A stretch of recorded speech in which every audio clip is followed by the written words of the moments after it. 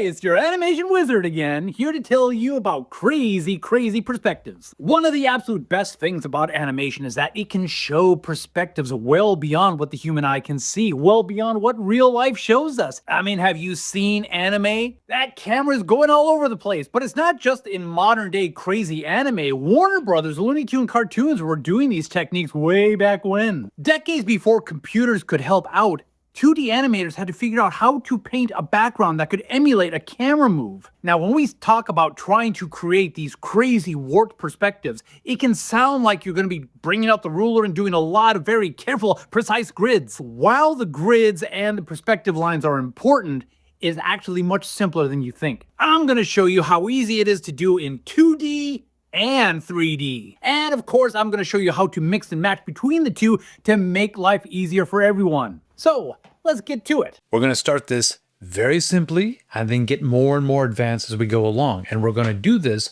1 point perspective at a time. Now, for these easiest methods, we are going to be essentially building our grids in Blender to then export into something like Procreate or Photoshop. Now, why don't we just do this inside of Photoshop? BAM Animation actually has some great tutorials of staying within Photoshop, but as it gets a little more complex, I think it starts to get a little clunky and it's not as easy to adjust. Staying inside of Blender will give you more flexibility. It will allow you to adjust things. And then as things get more complex, you'll see we are leaving Photoshop completely behind because it cannot do these kind of things. You know, that said, go and check BAM's tutorials. They've got a fantastic channel. And hey, mix and match, use their techniques, use my techniques. As long as you are cooking with love, it doesn't really matter whose recipe you're using. Into Blender we go. We will make a new general file. And as usual, the first thing is destroy the default cube. We're not going to need the light for any of this, so I'm just going to delete it. FYI, for these more simple methods, we will be staying within EV. But eventually we're going to have to leave that behind for cycles. So once we get into the more complex camera moves and something is not happening, check to see if you're still in EV. The next thing to consider is how big do you want your canvas to be? Go into your output settings. Right now it's set on HD by default. I prefer to grab one of these presets and just go to 4K. If we're exporting these images out to Photoshop or Procreate, then you most likely are going to want your backdrop to either be white or maybe light gray or maybe even transparent. So we need to go into the world settings, and right here where you see background color, you can just simply make that white. So changing it white here doesn't necessarily change it in your viewport, but it'll be important when we get to the rendering stage later. All right, that leads us to the camera. And right now it's in its default position. So what we're going to need to do is zero these out. And we're also going to zero out the rotation. As you can see now, it's just pointing straight down. So what I want to do though is to, on the x-axis, go to 90. And once we've gotten to 90 degrees, it's essentially facing front. I'm just going to back it up 1 meter. Normally the camera is set to perspective, but since we're making a bunch of grids we're meaning to export, let's not allow the camera's perspective to distort this unnecessarily. So we're going to go into the camera settings and shift it from perspective to orthographic. So we can just hit 0 to now be in the camera view. All right, our stage is finally set. Now it's time to start with 1 point perspective. Hit Shift A, and we are going to make a mesh circle. Do not go down to curve circle. We're sticking with meshes. Circle. So right now it's facing straight up and down. I'm going to go down here to this extra panel, and we can either flip this 90 degrees or just tell it to align to our viewpoint. And as you can see, it just flips the X to 90 degrees. I would like this to be larger than 1 meter. I would like the ends of this perspective to go outside the canvas. And for vertices, I would like a lot more than 32. Let's go with 100. Just a minor note. I chose 100 because it gives me enough grid lines for my usual needs. You may find that 100 is far too dense or not dense enough. First thing we're going to do is hit Tab and go into edit mode. Make sure that you've got vertex selected here so we can select all these points. They're all highlighted, so it looks like they're already all selected. We're going to hit the E key to extrude, but then we're going to immediately hit the S key to scale them in. That way they're all just coming in. And you can really go any part way in, because we're going to stop, and then we're just going to right click. We're going to go down here to merge these vertices at the center. We can go back to object mode. And as you can see now, we have all these lines coming out from the center from a very basic 1-point perspective. Especially as we start adding more and more grids, you're going to want to color these lines differently so you can make them out while you're making your background or whatever. Just go here to object properties and go down to viewport display. Right now it's set to white. So even though this says white, the reason why you're not seeing that is that the viewport is currently dictated by its theme, which I think is in your preferences. So if you wanted that to be different, you would go up to wireframe color and you would choose object instead. Now, boom, it's white. So if I want this to be instead a strong green, that's how easy it is, just inside of object properties. For the background, in theory, you would think that if you choose world color, which we have here, that it would change. That is in fact not the case because it's dependent more on your viewport display color.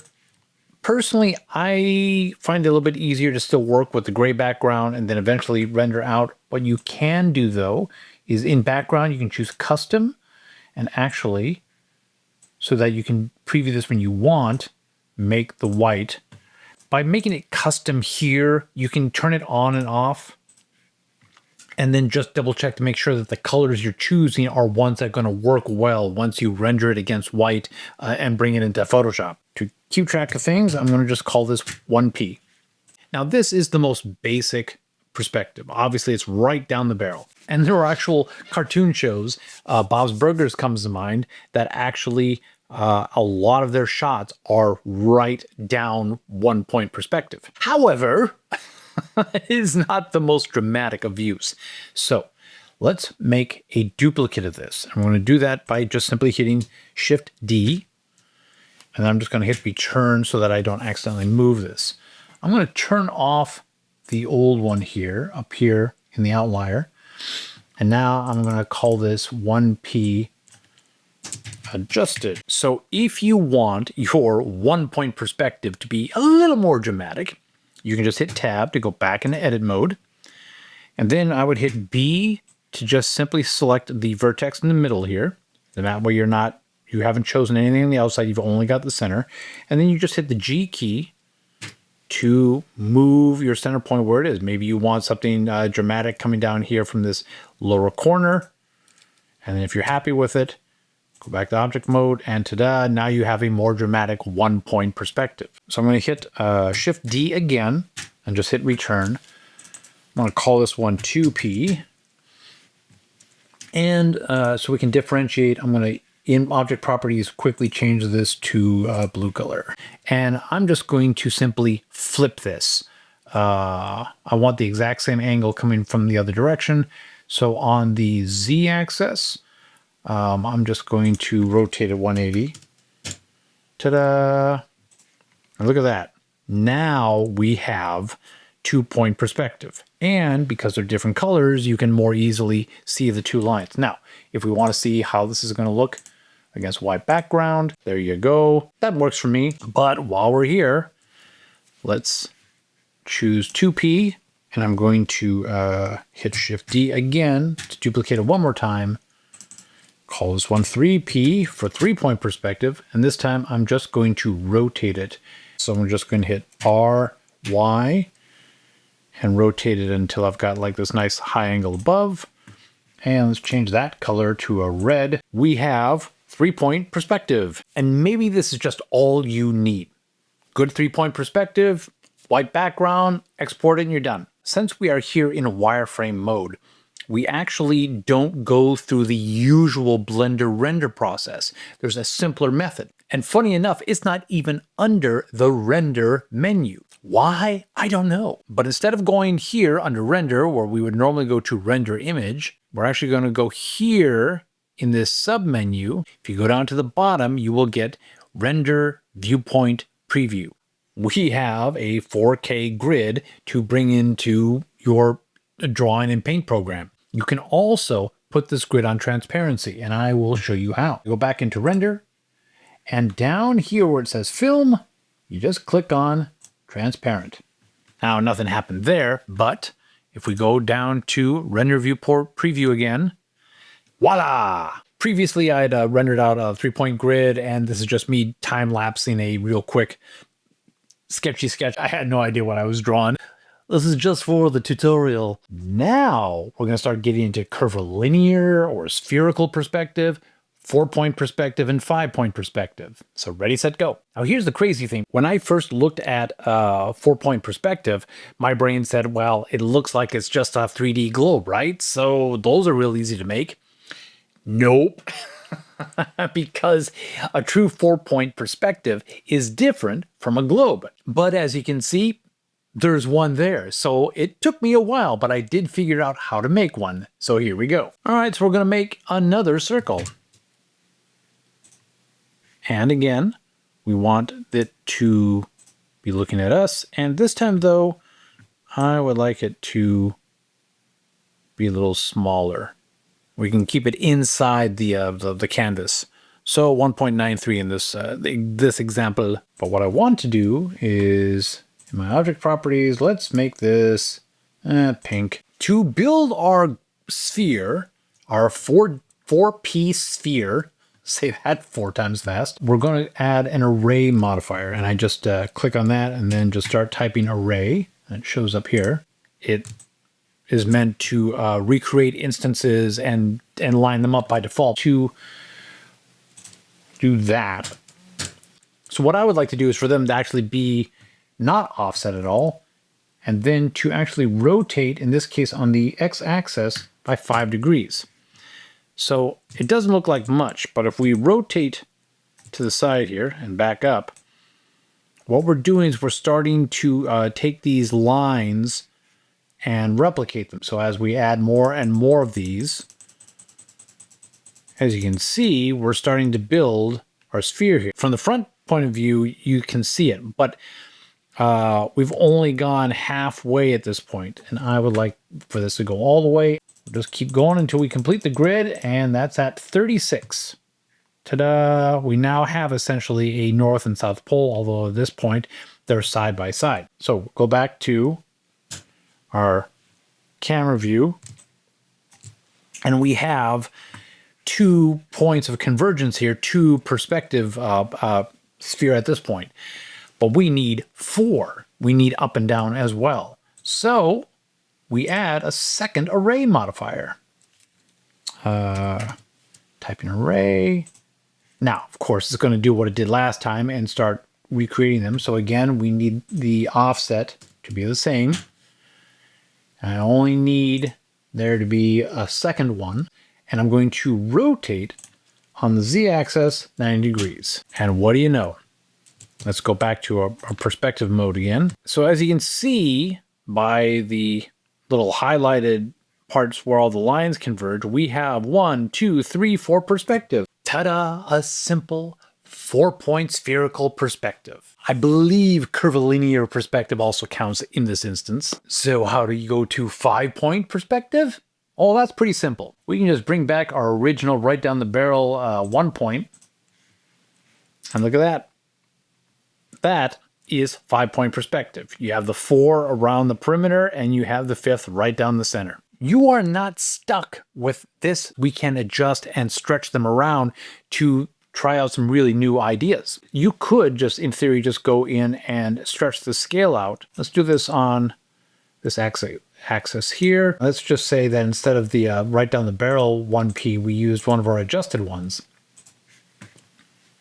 I'm going to do the 2 instead. All right, so say we had something more like this, and we rendered that one out. That is a starkly different perspective, and it's still using all the same components. If you were to draw a cityscape or even just an interior using this kind of grid, you would end up with a very dramatic but still different looking background. Now we're going to move into something a lot of animators and illustrators use called banana pan. So you're able to, like, say, look at a building and then still look down one way of the street and the other way of the street, a little more than 180 degrees. Animators and other artists have been using this technique for generations. With what we've got so far, I'm going to show you two different versions. One is a little bit easier, but not quite so precise, and then we'll move on to a more advanced version of the banana pan. To build off of what we've been working with so far, let's turn on the 1 and 2 here. So we'll start with this 2-point perspective, and then we're just going to lay that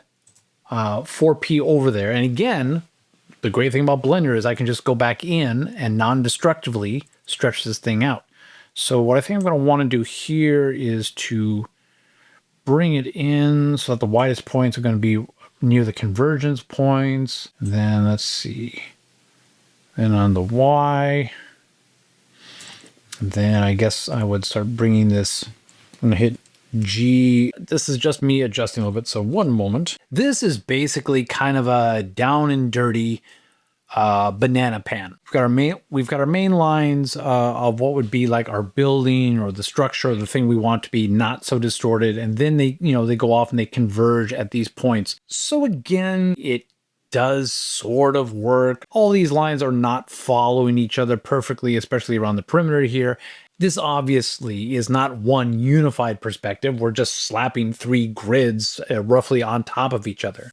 Is there a way in Blender to just make this all one consistent grid? Turns out there is, but there is a twist. Because instead of drawing grids now, we're going to focus more on working within the camera settings to distort our world around us. To move into these more advanced methods, we're going to have to leave Eevee behind for cycles. We're going to have to leave wireframe view behind while still maintaining wireframes. I'll show you how that happens. And we're going to have to go back to the usual rendering methodology and can't just do these quick viewport renders anymore. I told you we were going to get more advanced. So we're going to hide all of these because I think we are done with all of them for now. All right, we're going to hide the camera too. I'm going to build with a UV sphere, but I'm going to ask for 64 segments. I'm only going to ask for 3 rings, and I'm going to rotate this. There we go. Our makeshift banana. I also want to make it 2 meters in size. There we go.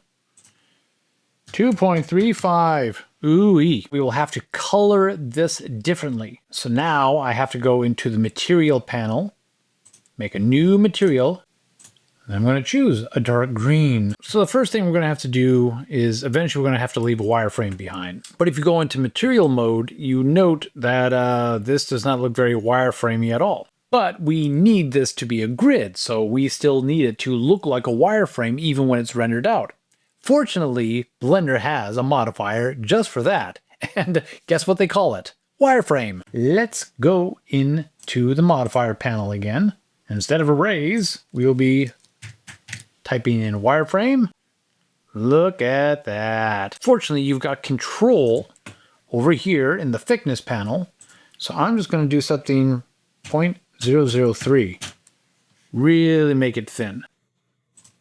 As we go into cycles, we do not need over 1,000 samples on either of these stages because we're only going to be rendering out a simple grid. So I'm going to bring this down to 10 and also hit a denoise. And then, same when we actually rendered these out. Again, I do not need this to be a big deal. I'm sure this is difficult to see on YouTube, so let me make this even thicker real quick. Well, we'll go even a little bit more. All right, I'm going to take this camera and I'm going to bring it to the center of everything, 0, 0, 0. Now, as orthographic goes, nothing is going to change. So let's change the camera settings. If we go to perspective, now we get a better idea of what we're actually seeing here. Now the camera is inside our little makeshift squat banana. So this is perspective, and we're just seeing, what a 50mm lens would be inside. How we get things really going here is to move from perspective to panoramic. And nothing happens. And that's because it turns out that even though we're in cycles, even though we have a panoramic camera chosen, it will not go to panoramic views until you go to render mode. And voila. All right, so now things have curved and we're starting to look down both ends of the street here. There are several different panoramic lenses inside this panel. So it starts by default on Fisheye Equisolid, like a 10.5 lens with a 180 degree view.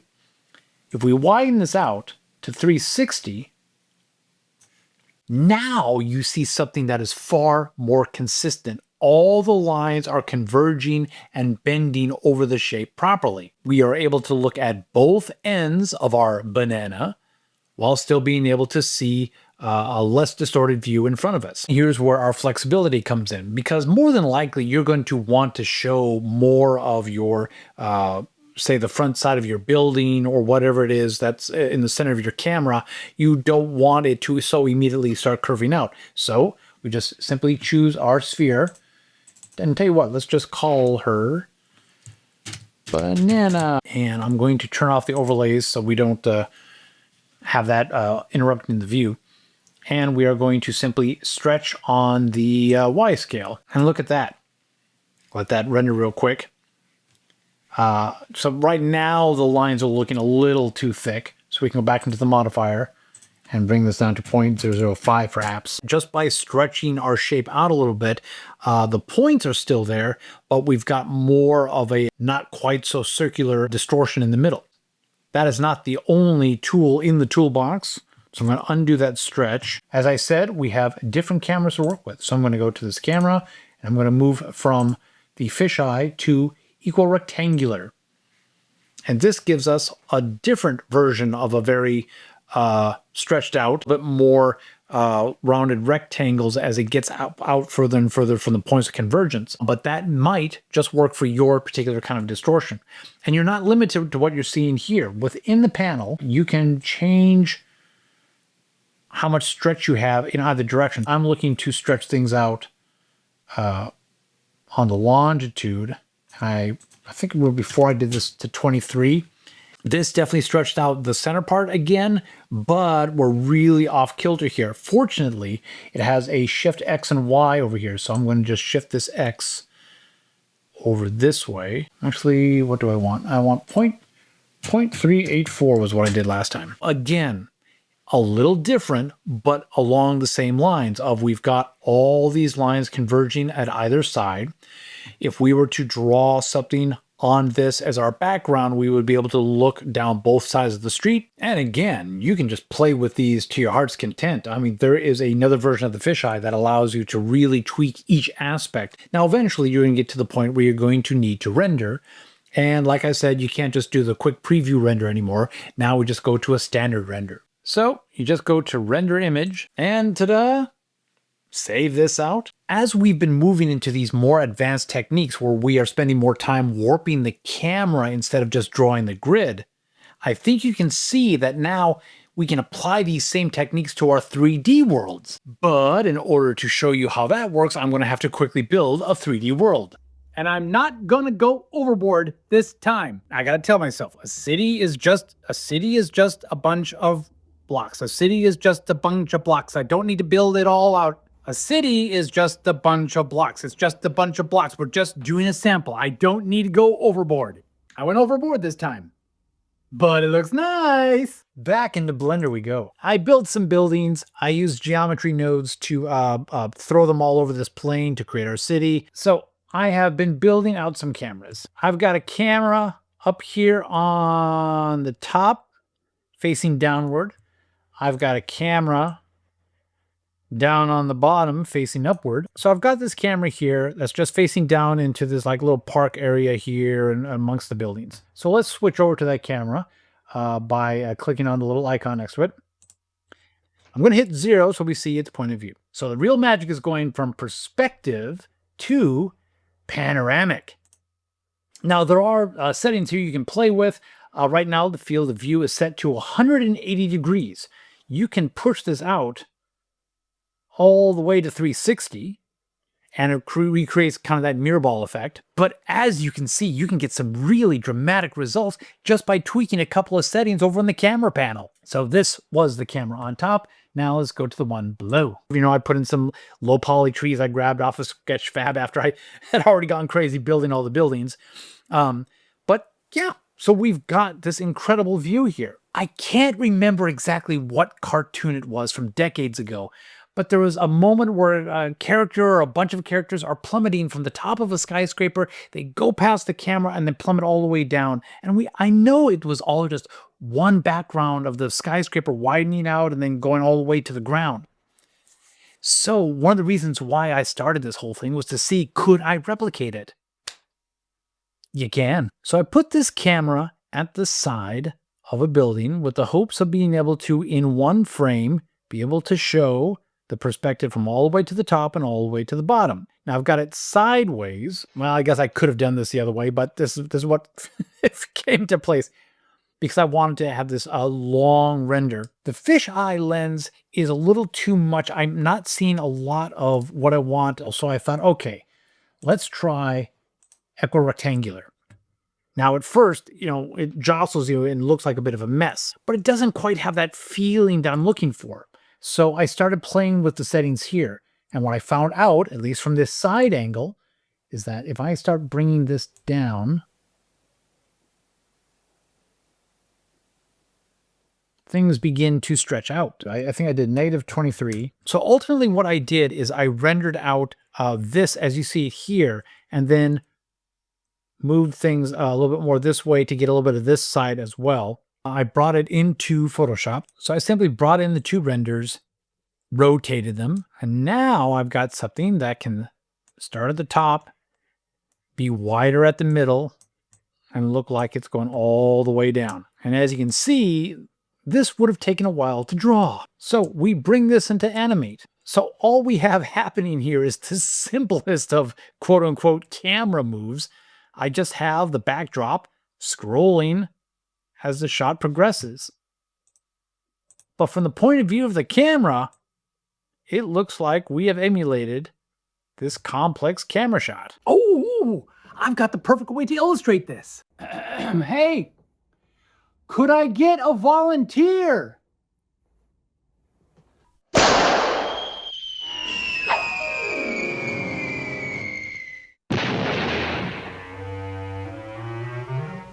Look, I gotta tell you, this one was fun. When you go down the rabbit hole of complex techniques, you worry, is it actually gonna be fun? And it turns out this was fun, so I hope it was fun for you. Anything else you want to see, just let me know in the comments. And subscribe, and do things.